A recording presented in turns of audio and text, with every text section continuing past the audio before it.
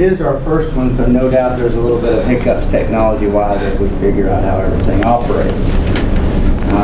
When I do complete Rose, I'll hit start, and that timer that you can see, I hope from back there, will start as a countdown for 30 minutes. I do admit that this is the first time we've used it. I don't know what sound it's going to make. Oh no. Stay calm. It's not a fire alarm. We do not need to exit the room. And Rose, if it's you can finish your thoughts. You don't have to. It's not a hard out. Gotcha. Got it? Yep. Thank you all for coming. This is truly a special time for our program as a celebration of the hard work of the students in preparation to make a positive difference in the lives of students and communities next semester. So we come together today for a final presentation, 30 minutes, where as a final for 4 different courses from this semester, Rose will be reflecting not only on this past semester, but over her entire collegiate career, in fact some might say life, to answer those 3 essential questions. Who do I aspire to be as a teacher? What opportunities have I engaged in to become a better ag educator?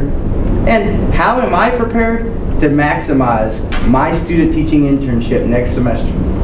Rose will be student teaching under Mr. Neil Fellenbaum at Penn Manor High School. And Rose, we're excited to learn and hear from you about all the hard work that you've done. Alrighty. It's your turn, and you may begin. Sounds good. Thank you, Dr. Foster and Dr. Curry, Dr. Rice, and Dr. Ewing. And thank you all for coming here to watch me. It means a lot, and you all have had an impact in my journey to get to where I am today. So, this whole semester we've really been focused on why. Why are we teaching what we're teaching? Why are we here? Why? And so today we're here to take a look back on my journey the past 3.5 years, and then especially this semester, to answer these 3 questions that Dr. Foster just mentioned. So who do I aspire to be as a teacher? What experiential education opportunities have I engaged in to become a better agricultural educator? And then how am I prepared to maximize my student teaching internship in the spring at Penn Manor? So the first section, who do I aspire to be as a teacher? So on your handout, you'll see that I have my program teaching philosophy. And so that kind of is my philosophy of a total ag ed program. But then personally, my own personal teaching philosophy, while I did not grow up in an ag program and I was not an FFA, I believe in the history of FFA and ag ed, and I value its traditions. I believe in the 3-circle model of agricultural education, which is classroom and laboratory instruction, supervised agricultural experience, and the organization FFA. I believe that to be the premier model of education, you have to have all 3 models in your, or all 3 circles in your program. Another thing I really believe in is hands-on learning and student ownership. An FFA, part of the FFA motto is like learning by doing, and I really believe in that. I'm also a believer in academic rigor. I want all of my students, no matter their learning level, to be challenged in a way that suits them and the way they like to learn. I love the fact that agricultural sciences is STEM. It provides an applicable way to learn things such as chemistry, biology, engineering, etc. I want my classroom to be a welcoming environment. I want all students to feel like they have a place in my classroom and that they have a place in agriculture. Another thing that I've really grown a passion for is global learning, specifically international agriculture, and I want to foster that in my own classroom someday. So this is an example of a model program curriculum. So you'll see here in 9th grade, they will all take Introduction to Agriculture, Food, and Natural Resources. And then, depending on their interests, they can split off into these 3 pathways that I have shown here. You can do plant sciences and take horticulture and agronomy, animal sciences, and then environmental sciences, so wildlife and fisheries and natural resource management. And then that all culminates to 2 senior year classes of international agriculture and biotechnology. I believe that biotechnology and international agriculture have a place in all 3 of those tracks. And then this is how I have organized the 9 4-week units that are within each of my classes. So this is an example of the introductory class in 9th grade. So these are the different topics that they'll go over throughout the year.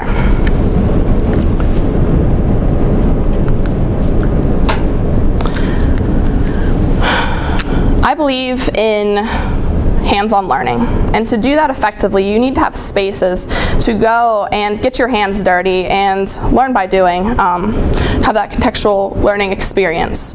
So I have designed an aquaponics laboratory,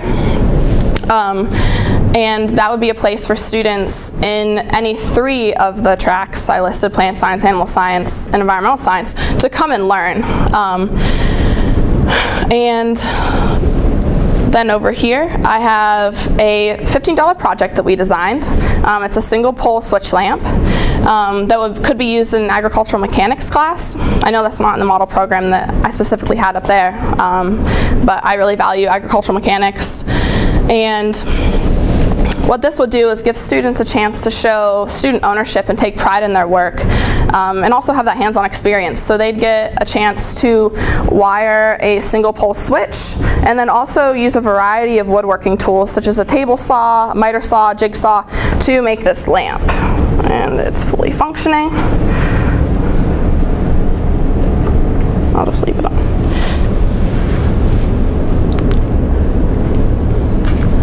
So as we earlier discussed, the 3-circle model is key to agricultural education. You don't have an agricultural program if you don't have the 3 circles, which are again classroom instruction, FFA leadership, and supervised agricultural experience. And then this is that sweet spot right here, which is Ag Ed. I believe, so we'll start off with SAE.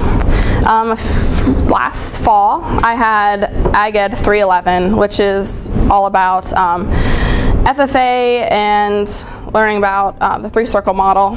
And whenever we first learned about supervised agricultural experience, which is work-based learning, so students are able to pick a topic that interests them, for example, plant science, and then they're able to go out and get a job at, like, say, a local greenhouse, or start their own business, or do research in an area of plant science. And so that gives them a chance to develop career skills and explore potential careers in the agriculture industry. So it's a great way to kind of apply what they're learning in the classroom to real-life experiences.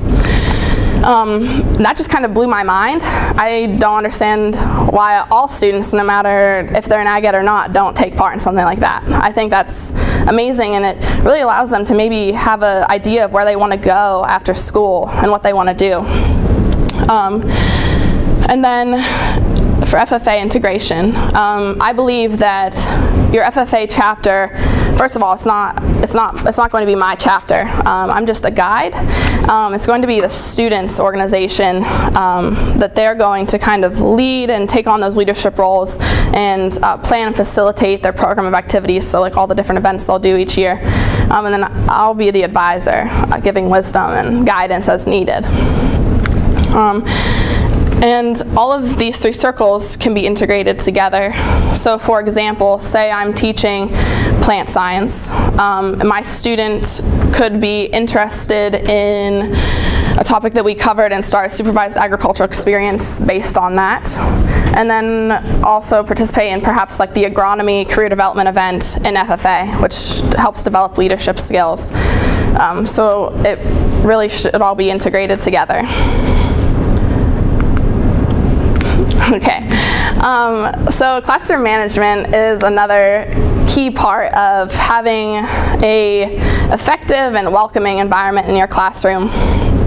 I remember one of our readings that we did this fall on classroom management.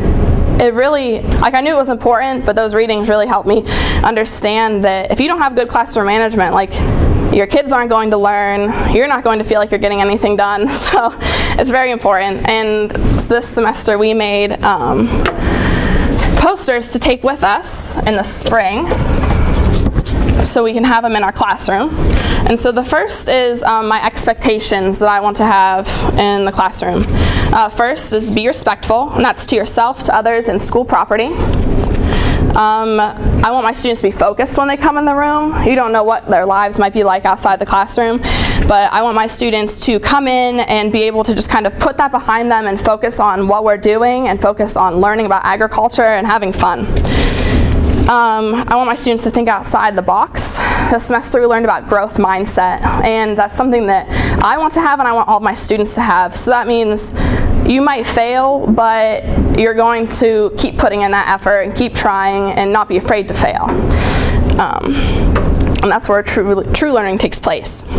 I want my students to work hard and do their best. I want them to have fun. I want my class to be a fun place for kids to come and enjoy themselves and learn. And then I want my my students to be themselves. That's important too.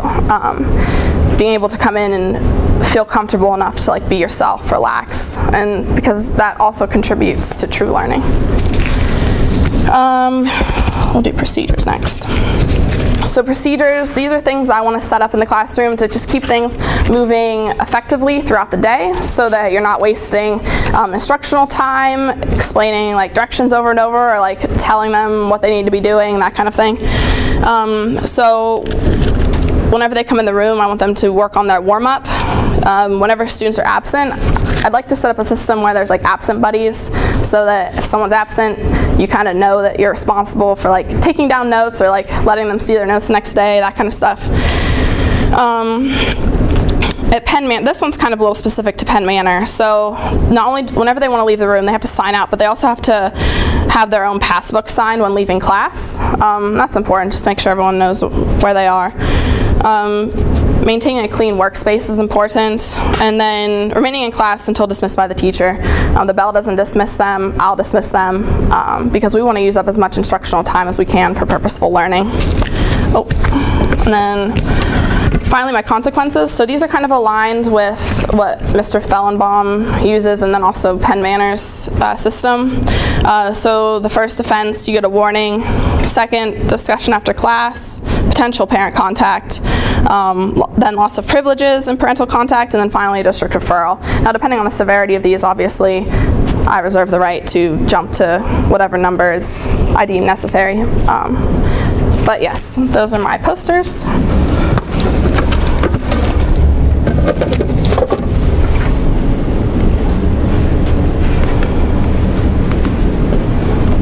Okay. So we had the chance to, in our 413 class, which is program planning, learning about how the whole total program of Ag Ed, we got to make a recruitment video because we were learning about the importance of marketing your program and trying to draw in, or trying to get other students to join your program. So there's a lot of the different things you need to talk about, such as the opportunities that they'll have, and that kind of stuff. So this is a video that a group of us made. And on the 8th day, the ag teacher looked out at the empty classroom and said, "I need to grow the next generation of agriculturalists." So along came ag students. The teacher said, "I need somebody excited to come to agriculture classes, practice for career development events, develop supervised agricultural experience, go to FFA meetings, then go home and come back to do it all over again." So along came ag students. "I need somebody strong enough to work with animals, and yet gentle enough to care for plants. Somebody to conduct experiments, rebuild engines, weld, and be a servant leader in the community." So along came ag students. The teacher said, "I need somebody willing to work hard at all they do, and sometimes fail. Then dry their eyes and say, how can I improve for next time? Somebody who will plow deep and straight and not cut corners. I need somebody who thinks outside the box and is willing to try something new." So along came ag students. The ag teacher had to have somebody eager to develop leadership skills by engaging in FFA events and gain career skills by participating in placement, research, and entrepreneurship work-based learning experiences. So along came ag students. The teacher said, "I need somebody who wants to travel and network with professionals and students from all over the nation who will represent themselves and their school with pride. Somebody who wants to grow in their knowledge of science and agriculture and make friends who are interested in the same. Somebody who'd help build community together with the soft, strong bonds of friendship, and in time, graduate high school prepared to continue their journey as a leader and make a positive impact in society." so along came an ag student. Agriculture needs you. The world needs you. Come join our agriculture program. Contact Ms. Myers or Ms. Cowan to learn more. So that was you and Cheyenne? Yes, that was me and Cheyenne. That was our presentation. If you didn't know that, we kind of adapted it off of Paul Harvey's "So God Made a Farmer" speech that he did.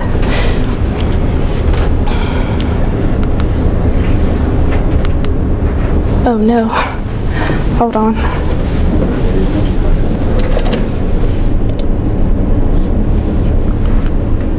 There we go, okay. So another thing that's really unique about agricultural programs is that they are integrated and highly involved in their communities, because one of the purposes of agricultural education is to meet the needs of the surrounding community and to prepare students for careers in their local unique agriculture industry. So one of the neat things that we have the chance to do in the spring is to teach a community-based unit of instruction. So what the plan is, as of now, is to, so in the spring I'll have the chance to teach biotechnology and food science, which I'm really excited about. And one of the units that I'm teaching is food processing, testing, and packaging. So we're going to be learning about canning and all sorts of other food preservation. And so the plan is to have a Penn State Extension agent who specializes in food preservation come in and help the students learn how to home can, like do home canning. And then at some point during the semester, students are going to be planning and then helping to facilitate a workshop on home canning for community members. Canning, I learned how to can a couple years ago. These are peaches that we canned this summer. And I think it's a really neat skill to have, and it's fun. And so I think it'll be really fun to teach some of the local community members and watch the kids show what they know and teach the community how to can. All right, so next phase. What experiential education opportunities have I engaged in to become a better agricultural educator? All right, so the other day I looked back at Line Path and my course history. It is crazy how many classes you take during 4 years at Penn State. But it was hard to pick out the key classes that really made an impact, because honestly I gained something from all of them. But specifically from agricultural education, the AEE major, 2 classes we took this semester, methods of teaching agriculture and environmental science, and then program planning and instructional development, were very key in helping me to feel prepared for the student teaching experience next spring. That's kind of where I feel like we learned the science of teaching, like all the theories and like stuff like that, and then next spring I'll have the chance to kind of like learn the art of it. I'm like, Ag Ed 311 was also important to me. We learned a lot about FFA, so like career development events, program of activities, stuff like that. And some of those assignments I was actually able to use for assignments this semester, which I found very valuable. So other courses that I took, I have an animal science minor, and I really loved all of my animal science classes that I got to take, specifically Anti 201, which is kind of like, I guess it's like an introductory animal science class, but it's really neat because you get to learn all about like the different body systems, do a lot of really neat labs that someday I can take into my own classroom for sure. And it just really helped me feel confident in my content knowledge of animal science. I also have an international agriculture minor, and last spring I had a senior seminar on international agriculture, and that just really, I love international agriculture because it shows you how the whole world is kind of connected, how everything relates back to agriculture. And so I feel like students need to know that to be able to solve these great challenges that we have in the future regarding agriculture and feeding our world of potentially 9-10 billion people. And then I don't know when I took it. I took biology 220W. which is kind of an ecology class, and it really allowed me kind of to develop more of my laboratory skills, which I can take into the classroom and teach my future students, and then just kind of learn more about how animals and habitats kind of all interrelate and work together. As I said, I have minors in animal science and international agriculture, and this semester we had the chance to get certified in a lot of different stuff. I'm certified National Safe Tractor Machinery Operation Program Community Instructor. I have a certification for First Aid, CPR, and AED. I got to take a parliamentary procedure class this semester, and I'm excited to say I'm an accredited parliamentarian, and I am a Serve Safe food handler. Alright, so throughout this journey we've also had the chance to participate in a lot of unique and beneficial professional development opportunities. This summer we got to go to the Pennsylvania Association of Agricultural Educators Conference down in Philadelphia, so it was really neat to network with the other ag teachers in the state, because they're going to be our colleagues, they are our colleagues, and take some workshops to better my content knowledge for the spring and for my future classroom. We attended the National FFA Convention. I participated in the Global Learning and Agriculture Conference, and then just last week we got to go to the National Association of Agricultural Educators Conference down in Nashville, Tennessee. So it was really inspiring to see hundreds of ag teachers from across the nation who are awesome at what they do come in and just kind of reunite and take workshops and kind of grow in themselves as a person and as a professional. Penn State and this program has also offered me a lot of unique opportunities to take part in. The past 2 years I've been able to attend Teach Ag Society's domestic study away. We went down to Tennessee where we looked at STEM in both rural and urban agriculture programs throughout the state. And then this past May we went to Wisconsin where we looked at gender in agriculture and what that looked like.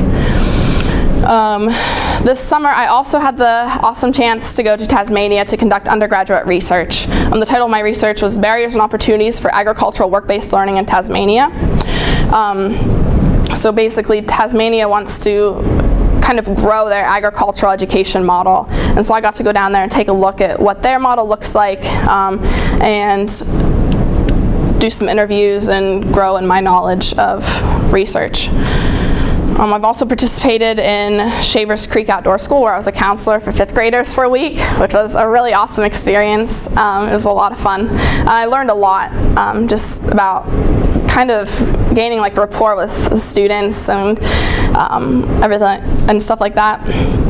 And then a couple summers ago, I was also a counselor for Science U, which is Penn State's College of Science summer camps, which is a really unique experience. I got to work with kids of all age levels and kind of practice what I've been learning over the past 4 years, or 3.5. All right, and then the last section. How am I prepared to maximize my student teaching internship opportunity? So first I'm going to start off by telling you a little bit about Penn Manor. So Penn Manor is a large rural school in Lancaster County. That's a little bit different from where I come, which I appreciate. I went to a small rural school, so it's nice to kind of see how the dynamic changes. Penn Manor has a 4-teacher program, which I also appreciate because, again, I didn't come from an ag ed background, so I'm really excited to learn from all 4 of them, gain different perspectives, and yeah, get as much knowledge as I can from all 4 of them. There's Mr. Fellenbaum, Ms. Slates, Ms. Glock-Corman, and Mr. Hess. There are 250 students in the ag ed program and FFA chapter at Penn Manor, and they have 4 approved programs by the Department of Education: agricultural mechanics, agricultural production, general agriculture, and animal science.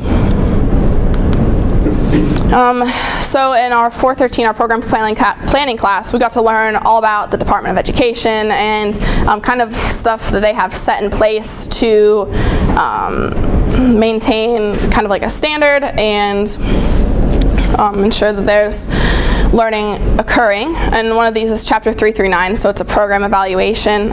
And so these are some key areas of excellence that Penn Manor has.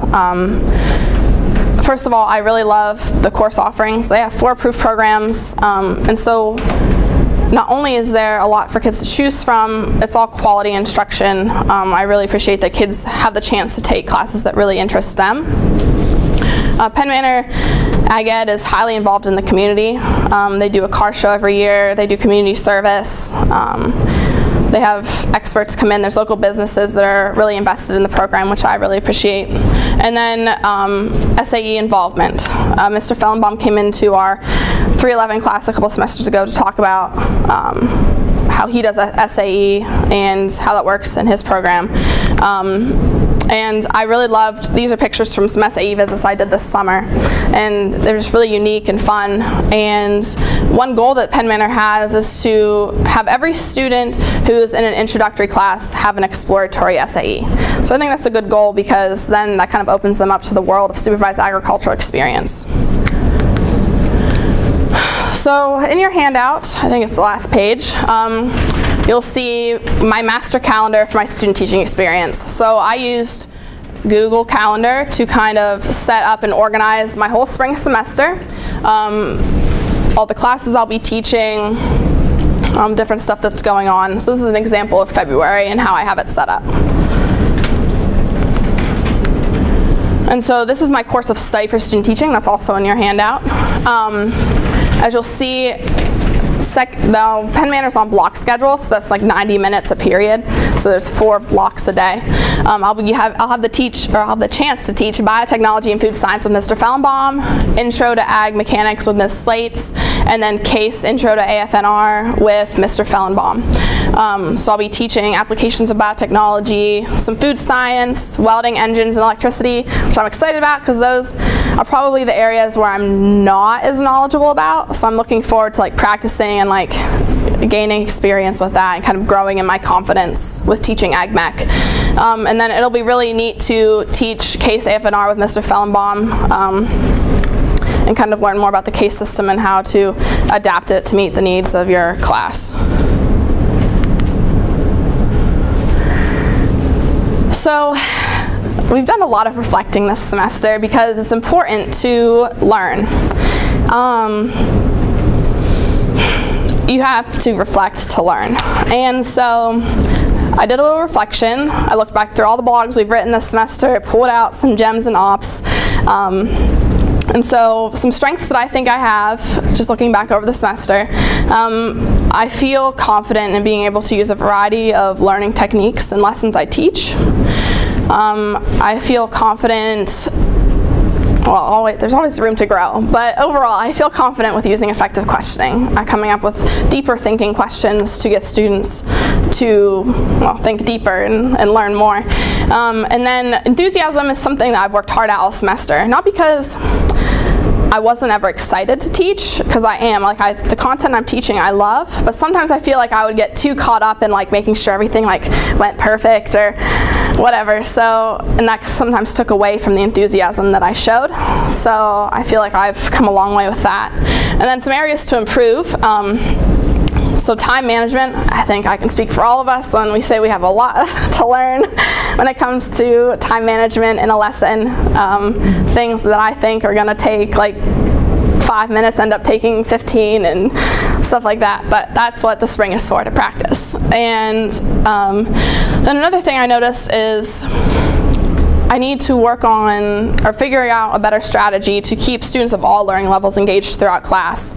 It was easy when you were teaching in a lab with all your peers who all have similar content knowledge, and it was easy for them to fire back answers at me. But when you're actually out in the classroom, you have students who are way up here and way down here. And so just being able to keep everyone engaged and like on the same like pace and making sure no one gets left behind, but making sure higher level students aren't being bored or aren't getting bored. That's something I really want to work on for the spring. And then the planning of logistics for the lesson, just kind of really planning out, okay, how are my students going to go and get all the materials they need, because it's not effective for me to like take the time to pass them out individually and stuff like that. So that's what I mean when I say planning the logistics of the lesson. I really want to work on how to make that effective so that we can spend more time learning. Once again, thank you for your support. I really appreciate all of you being here. Thank you. All right, sure, I appreciate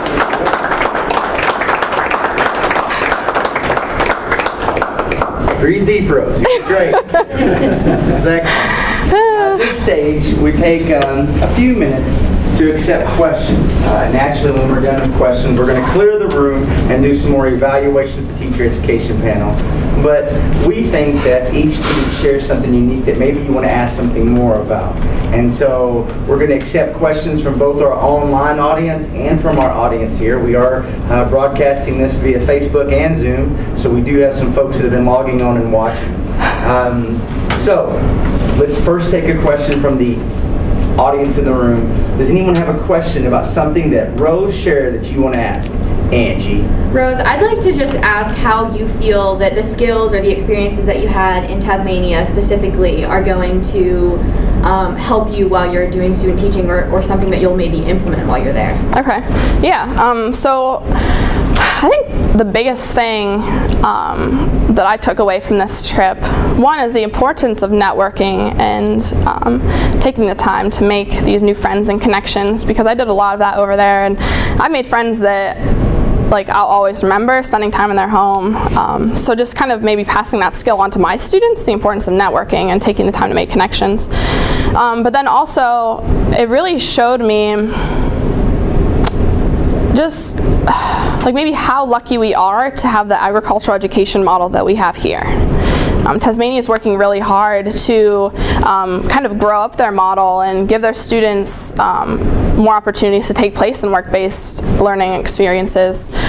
So it really just kind of allowed me to delve deeper into our three-circle model and what SAE is really all about. And so I have personally grown fond of SAE, and I'm excited to implement what I've learned in the classroom. Does that answer your question? Yeah, awesome. Okay. And what we'll do is we'll rotate. I'll go to Tiffany, who's managing our online questions. Do we have any questions from our online audience? We do. This is from Mr. Fellenbaum. He would like to know, what are 2 or 3 things related specifically to students in your class that you want to work on developing when you come to Penn Manor? Can you repeat that one more time? Absolutely. What are 2 or 3 things related specifically to students in your class that you want to work on developing when you come to Penn Manor? So the first thing is I really want to utilize my students as a tool. I want them to teach me about their community, about their program, because every place is unique. So where I come from is nothing like where these students are growing up in, and so I want to really immerse myself in the community, and a great way to do that is to kind of talk to the kids and ask them, what should I know about your community? And then the second thing is just building a great rapport with the students, developing those personal connections, have them feel comfortable to come and talk to me. That's something I feel is really important, and I'm looking forward to building with my students at Penn Manor. So we'll rotate from face-to-face to online to the teacher education panel. Is there a question from the panel? I have We're warming up. We just don't know who's going to go first. It's just funny to watch you all look at each other. So Rose, you spoke about a growth mindset and helping to foster that in your students. How will you foster your growth mindset to stay currently relevant as a professional and continue professional growth? And Rose, I'm going to ask you to repeat those questions to make sure everybody can hear them. Okay, so the question was, I talked about having a growth mindset, and so how will I foster that growth mindset in my students? Did I get that right? For you personally. Oh, for me personally. Okay.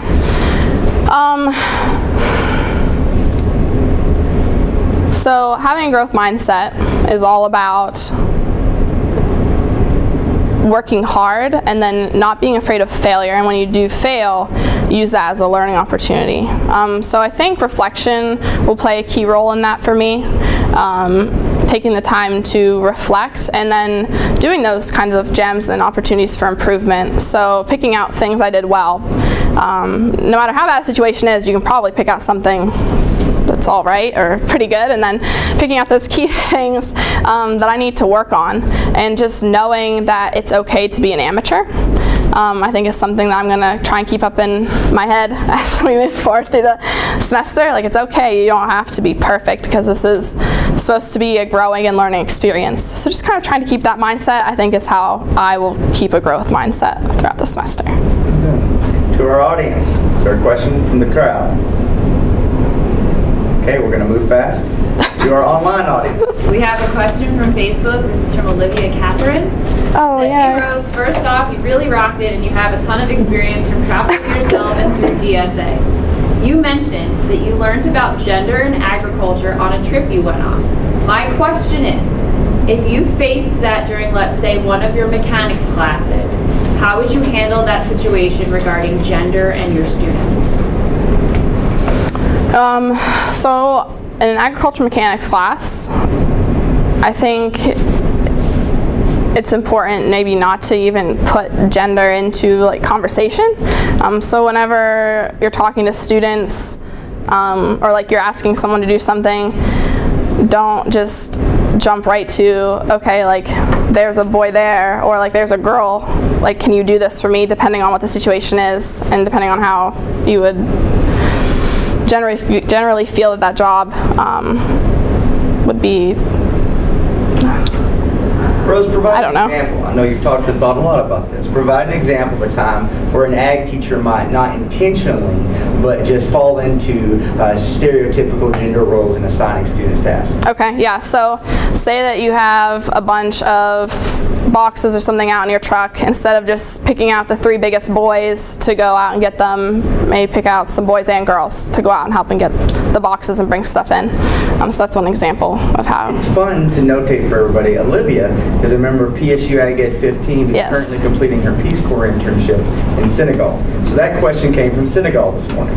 I believe that's this evening there. Yeah, hope it's warm over there, Olivia. So that's wonderful. My question that I have for you, if you're ready, Rose, Yes. is basically I want you to give me that example in your program where you would do in a class that would highlight the benefit of the total program, that would pull together the sweet spot of FFA, SAE, and classroom instruction. Okay, so we'll go with ag mechanics. So I'll be teaching a unit in welding. Say that there's a student who really enjoys welding, so I could work with him to help him or her develop a supervised agricultural experience project, either where they are working underneath an experienced welder at their business, or maybe even creating some sort of welding like craft or something that they could in turn sell. And then students, the skills that they would be learning through both of those experiences could be applied to competing in the agricultural mechanics CDE for FFA. Thank you. Questions from the audience? Question online? We do not have any more on Dr. Curry, Dr. Ewing. Rose, you mentioned the importance of building rigor and STEM focus in your program. Can you give me an example of how you intend to make your classroom more rigorous for your students? Yeah. So we had the chance to teach an inquiry-based lesson this semester, and so mine was on electromagnetism and how electricity and magnetism are related. So just kind of incorporating those physics concepts into electricity, and not just teaching them the technical skill of how to wire a single pole switch. Actually have them understand what the electrons are doing in the wires and what makes the light bulb light up. So that's one example. Good example. Audience. Online. We have another question from Mr. Fellenbaum. Oh, okay. Yes. Not having been part of an agricultural education program yourself, Yes. how do you think it can benefit you as you become part of and lead an ag program? So my situation is unique. I wasn't involved in FFA or 4-H growing up. But I think that brings a unique perspective for me, because I came into this program with like a blank slate. I didn't have previous notions or previous conceptions of what an ag program should be like. So I've really been able to kind of grow these past 4 years and kind of solidify in my own mind what ag ed means to me and what ag ed is. So I think that will be beneficial as I go into my own classroom someday. Ready for that one, Rose. Yeah. You nailed that. You can tell. Good as you fired up. We have 2 final questions, and I'm going to leave the last question to Dr. Ewing, and so I'm going to ask one before we go to him. Okay. And it's the one that's the only thing in the entire group that I didn't see you directly address. Okay. And I think it's probably because I just misheard. Okay. So I'm going to give you a chance to come back at it. Sounds good. What I want you to do, Rose, is I want you to tell me, how are you prepared to handle a diverse classroom? Yeah. So a lot of the experiences that I've highlighted have given me experiences and opportunities to work with the diverse populations. So even going to Tasmania, that allowed me to kind of immerse myself in their culture, because even though they speak English and they look a lot like me, their culture is very different. So just being able to immerse myself in that and like learn from them was really unique. And then on our domestic study away to Wisconsin and Tennessee, we got to immerse ourselves in urban programs, which is something I've never experienced before. So like inner city Nashville agriculture programs. So that was a great experience for me to kind of see where these kids are coming from, because they live very different lives from me, and then kind of talk with a teacher on his experience, or yeah, it was a male, his experience, and then in Wisconsin we got to do an LGBTQ panel, which I found beneficial to kind of gain other people's perspectives and learn from them. And so just really kind of, I think it's important to just be able to sit back and like hear other people's perspectives and learn from them. Empathy is an amazing thing. Thank you, Rose. Okay, Dr. Ewing. Dr. Ewing, he's ready to rock it out. All right. Yeah, I'll answer this question because it was the one I had planned. So, as you wrap up your semester, yes, and you start to, evaluate and give grades. This is something that you'll get to do as well. Yes. Do grades matter, or does learning matter, and what's the difference? All right. So first, I'll start off by saying I think that learning is what matters. In the first class I had with Dr. Foster, I got to learn something pretty neat.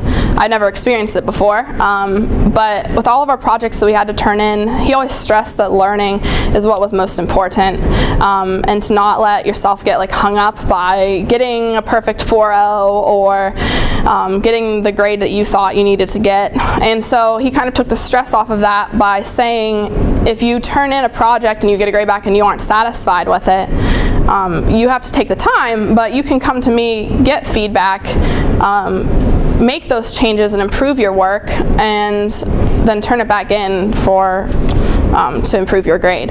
So I really valued that. I think that there's definitely a time and like there's a place for that in a grading system. So yeah, I would definitely say that learning is more important. Grades, that does not always reflect your knowledge, because everyone has a bad day every now and then, so that does not always reflect your knowledge. So thank you. At this point in time, I think it's very appropriate that we give Rose and celebrate a round of applause.